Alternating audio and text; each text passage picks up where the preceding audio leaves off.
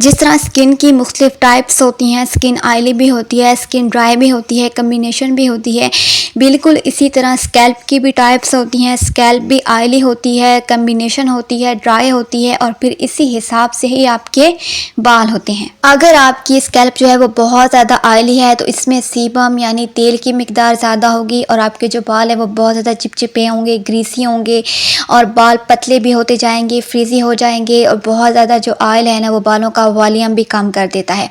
और इसी तरह अगर आपकी स्कैल्प जो है वो ड्राई है तो आपके बालों में नमी और ऑयल की कमी होगी, बाल बहुत ज़्यादा बेजान, रूखे और उड़े उड़े नज़र आएंगे, खुश्की फ्लैकनेस बहुत ज़्यादा होगी और बाल बहुत ज़्यादा टूटते होंगे। और अगर कम्बिनेशन स्कैल्प है तो फिर कुछ हिस्से जो हैं वो ऑयली होंगे, कुछ हिस्से ड्राई होंगे। जैसे अक्सर बालों की जो जड़ें होती हैं वहाँ पे बहुत ज़्यादा ऑयल होगा, चिपचिप होगी और बालों की जो नोक है, जो एंड्स हैं, वहाँ पे बाल जो हैं वो रूखे, बेजान और टूटे हुए नज़र आएंगे। ठीक है, जैसे अपनी स्किन का आप लोगों को पता होता है ना कि ये वाला फेस वॉश मेरी स्किन को सूट नहीं करता, ये वाली क्रीम मैंने नहीं लगानी, तो ऐसे ही आपको अपनी स्कैल्प का भी पता होना चाहिए कि कौन सा शैम्पू जो है आपके बालों के लिए बेहतर है, कौन सा शैम्पू जो है आपके बालों को मज़ीद नुकसान पहुंचा रहा है। इसीलिए कोई भी शैम्पू या कंडीशनर ख़रीदने से पहले अपनी स्कैल्प टाइप का पता लगाएं कि आपकी जो स्कैल्प है उसकी टाइप क्या है, आपके बालों की कंडीशन क्या है और कौन सा शैम्पू और कौन सा कंडीशनर आपके बालों के लिए ज़बरदस्त है। अच्छा, यहाँ पे जो आप लोगों को शैम्पू नज़र आ रहा है ना, ये पाकिस्तानी ब्रांड का शैम्पू है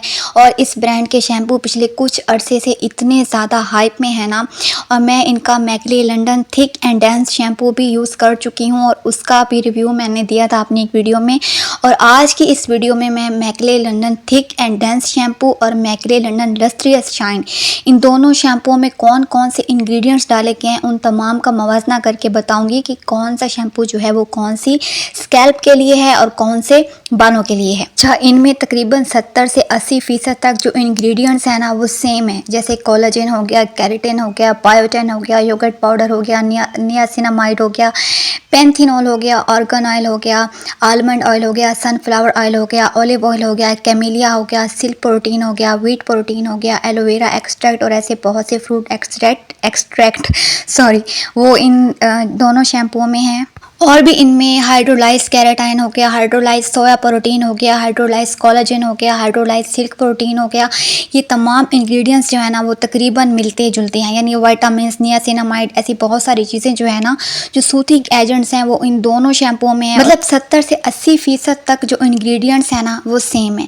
बस मैकले लंदन में थिकनेस के लिए इसमें कोलाजन, केराटिन, बायोटिन जैसे फिलर्स बहुत ज़्यादा मिकदार में डाले गए हैं और लस्ट्रियस शाइन में ऑयल्स बहुत ज़्यादा डाले गए हैं, जैसे कि रोजमेरी ऑयल हो गया, पेपरमिंट ऑयल हो गया, आर्गन ऑयल हो गया और ऐसे 10 नरिशिंग ऑयल्स इन्होंने कहा है कि इन्होंने लस्ट्रियस शाइन शैम्पू में डाले हैं। और थोड़े बहुत जो इंग्रेडिएंट्स इनके मुख्तलिफ है ना उनकी मैं लिस्ट यहाँ पे लगा दूंगी, मतलब जो थिक एंड डेंस शैम्पू में और लस्ट्रियस शाइन में अलग अलग मुख्तलिफ इंग्रेडिएंट्स डाले गए हैं। यानी जो इंग्रेडिएंट्स लस्ट्रियस शाइन में है तो थिक एंड डेंस में नहीं है और थिक एंड डेंस शैम्पू में है तो लस्ट्रियस शाइन में नहीं है। और सेम इनके कंडीशनर भी ऐसे ही बनाए गए हैं। अच्छा, मैकले लंदन के जो शैम्पू है ना ये सल्फेट फ्री शैम्पू है, यानी इनमें वो केमिकल नहीं डाला गया जो बहुत ज़्यादा झाग बनाने के लिए इस्तेमाल किया जाता है और वो बालों के लिए इंतहाई ख़तरनाक होता है। लेकिन इन दोनों शैम्पू में सिलिकॉन मौजूद हैं और सिलिकॉन दो तरह के होते हैं, जो पानी में हल होते हैं और कुछ वो जो पानी में हल नहीं होते, और ये भी थोड़े से बालों के लिए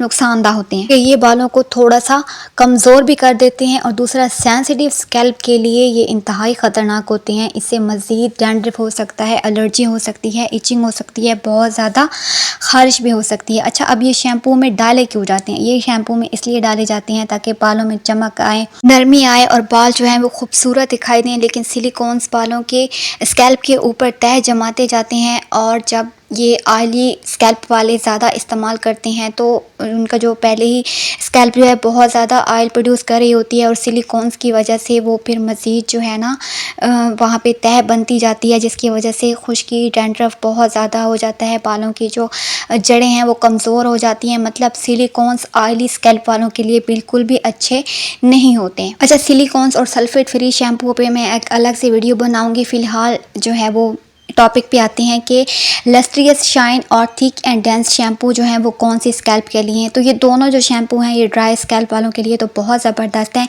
मेरी जो स्कैल्प टाइप है ना वो कम्बिनेशन है, ठीक है। बालों की जो जड़ें हैं ना वो अक्सर बहुत ज़्यादा चिपचिपी ऑयली हो जाती हैं और बालों की जो नोक है, बालों के जो एंड्स हैं वो बहुत ज़्यादा रूखे और बेजान हो जाती हैं। और मैंने ये दोनों शैम्पू इस्तेमाल किए, मुझे कोई इतना ख़ास साइड इफ़ेक्ट तो नहीं हुआ, मतलब हुआ तो है, बाल टूटे हैं, स्कैल्प थोड़ी सी ना मज़ीद ऑयली हुई है, लेकिन इसके बावजूद ये शैम्पू बाकी शैम्पुओं की बनिस्बत बहुत अच्छे हैं।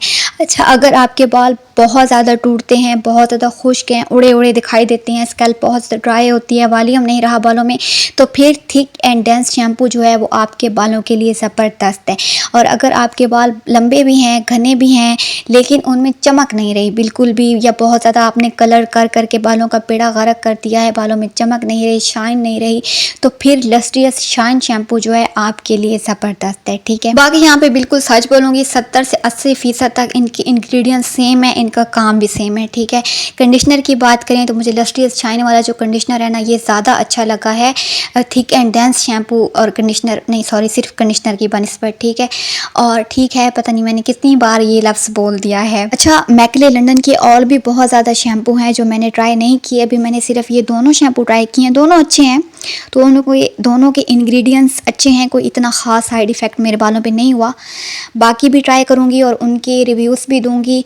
बाकी जी वीडियो यहाँ पे ख़त्म हुई, अच्छी लगी हो तो मेरे यूट्यूब चैनल को सब्सक्राइब कर दें, मेरी वीडियो को भी लाइक कर दें। फिर मिलेंगे, अल्लाह हाफिज़।